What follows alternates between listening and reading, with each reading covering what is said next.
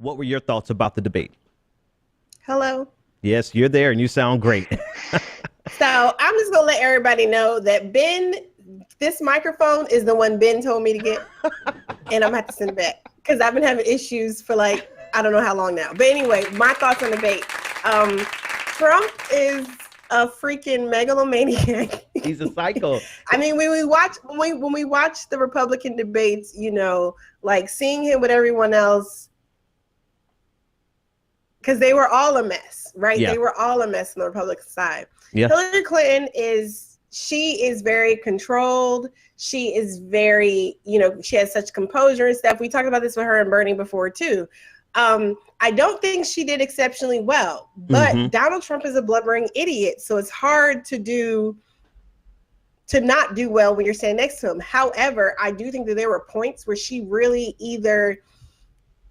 she really could have driven certain points home that she did not do. Yeah. And I don't know if maybe I misheard and I have to read the transcript, but it seems like she conceded certain things, like, or she just made fatal errors. Like she walked right into the whole thing about NAFTA. I'm like, wait a minute, did she say NAFTA was good? Like how do you when that's Donald Trump's number one thing, right? That's his number one shtick. How do you walk dead smack into the conversation about NAFTA? Because that allows him to open up all of the issues that are important to these swing states, Ohio, Pennsylvania, Virginia. Exactly. You know, he opened up that door. He referred to Ohio. He referred to Michigan quite a bit when he talked. Yeah.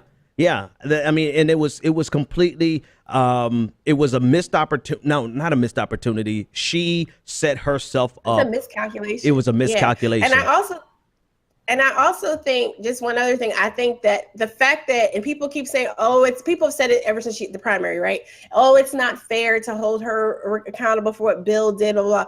But when she touts the first Clinton administration, when she touts the 90s as part of the strength of her own record and judgment, it opens the floodgate there too. When she talked about all the great things Clinton thing, I'm sitting there thinking of the Telecommunications Act. I'm thinking about the crime bill. I'm thinking about welfare reform. I'm thinking about futures and commodities. I'm thinking about all these other things that happened. And she's talking about, well, you know, we had jobs, we had this, right? And immediately, you know, after your husband left office, a lot of that stuff, manufacturing was wiped out. Part of the housing market crash is directly due to policies and implementation under her husband. Yeah. So it was very interesting, and she really but Donald Trump is not savvy enough to have adequately exploited that. He did make a good point, and my godmother, who, even though she doesn't like her, is a Hillary voter. I won't say supporter, but is a Hillary voter. Yeah. She did text me to say, he's right. I hate her commercials. They are very expensive and they're disgusting.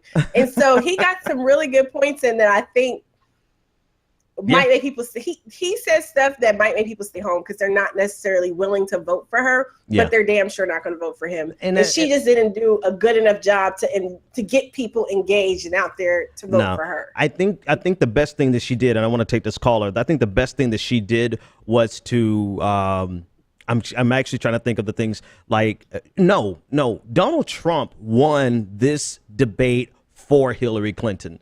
Right, because I'm sitting here trying to think, like, what does she do right? How does she? Because I think she clearly won, but she won because Donald Trump is either completely a blubbering idiot, or he's just, the things that he knows well are the things that are the most the most disgusting.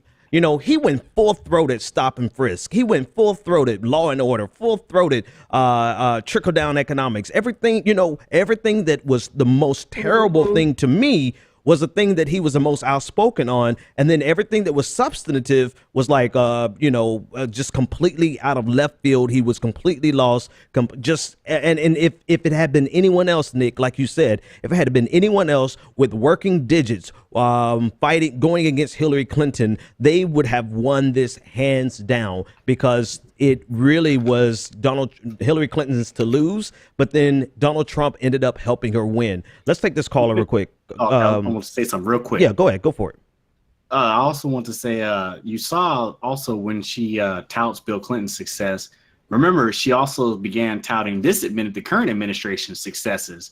And Donald Trump made sure that he made her hug those successes when he said, well, he's pushing for TPP right now, and you were once for it. And he really made her kind of eat that.